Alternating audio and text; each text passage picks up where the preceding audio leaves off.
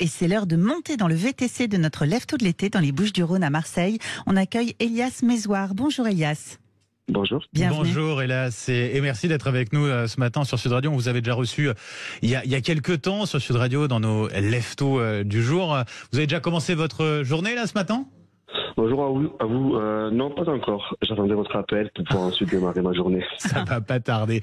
Bon, racontez-nous un petit peu déjà comment ça se passe ces vacances pour le moment. Les touristes sont-ils au rendez-vous du côté de Marseille ? Non, pas du tout. Pas du tout. C'est un peu la cata. Ouais. On fait face à une chute de visite de Marseille et même, je pense, de la France en général. Mm-hmm. C'est de l'ordre de 30 à 50% de fréquentation à moins. Ah oui, c'est énorme. Incroyable. Et pour quelles raisons, quels échos, quels retours vous avez, vous, sur le terrain ? Je pense que les émeutes de début juillet ont joué un énorme rôle là-dedans et ont eu un énorme impact sur la volonté des gens de venir visiter la France et notamment Marseille. Oui, notamment Marseille où ça a été assez dur à ce moment-là. Exactement, oui. Jusqu'à mi-juillet, voire quasiment jusqu'au 20 juillet, quand on récupérait des personnes à l'aéroport ou à la gare, on nous demandait encore s'il y avait des émeutes dans la ville ou dans le pays. Alors, on leur explique que ça a duré 2-3 jours, que c'était certes impressionnant, que les images qui ont tourné, voilà, c'était quelque chose qu'on ne faisait pas bien évidemment, mais que c'était rapide. Et que maintenant, les gens peuvent se balader tranquillement dans la ville, dans la région, sans souci. Elias, il y a des nationalités en particulier que vous ne voyez plus à cause de cela ? À cause de ça, oui, pas mal d'Américains. On a l'habitude de travailler assez régulièrement avec les Américains tous les étés. Là, c'est devenu assez rare. Les Chinois. Je n'en ai quasiment pas eu cet été. Donc tout ce qui est un peu hors Europe, c'est devenu assez rare d'en croiser. Et les touristes français, eux, commencent à revenir. Ils sont quand même de retour petit à petit. On a eu une belle affluence de touristes français pour le week-end du 15 août. D'accord. Mais à part ça, en tout cas le mois de juillet a été très compliqué à ce niveau-là.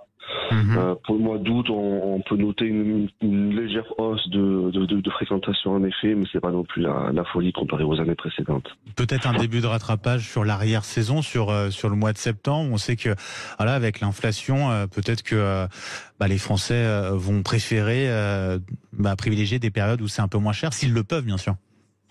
Exactement, on sait également que l'inflation a joué un énorme rôle là-dedans.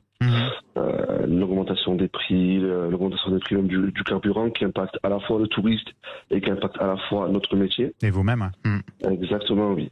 Donc on sait que en même temps que les émeutes, ce paramètre est à prendre en compte dans le choix des personnes. Vous-même, comment vous faites justement avec cette hausse des carburants qui se poursuit, ça remonte de nouveau là encore.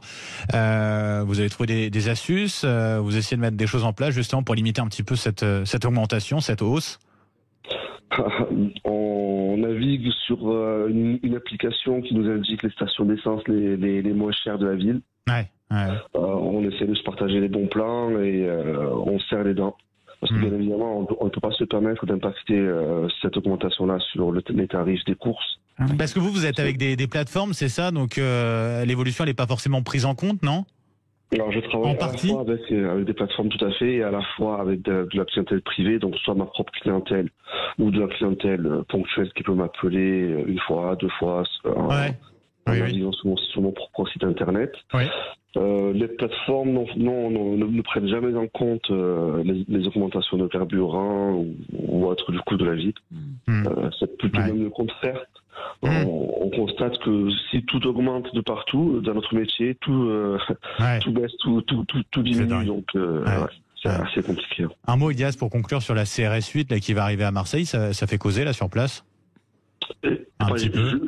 Je ne vous ai pas entendu, excusez-moi. Sur la CRS 8, alors je ne sais pas si vous en avez entendu parler avec ce record de morts sur des règlements de compte à Marseille. Déjà, là, on a battu le record de l'an dernier alors qu'on est qu'au mois d'août. Darmanin a annoncé l'arrivée pour Rochaine, là, dans les prochaines heures, de la CRS 8, donc d'une compagnie de CRS spéciale, pour essayer si ce n'est de régler le souci, en tout cas d'agir au moins sur cette semaine-là, de calmer le jeu. Ça fait réagir ou pas ? Ça me fait réagir, ça me fait rire, ça me fait doucement rire. Pour moi, c'est juste de la communication et ils ont déjà envoyé une brigade qui est restée une pauvre petite semaine et qui est repartie aussitôt venue. Donc, on sait très bien que ça ne changera rien. Nous, sincèrement, je vous le dis, on travaille avec la peur le soir. Ah oui. On évite les quartiers nord. Là, rien que cette semaine-là, on a 3 collègues qui se sont fait agresser dans le quartier nord.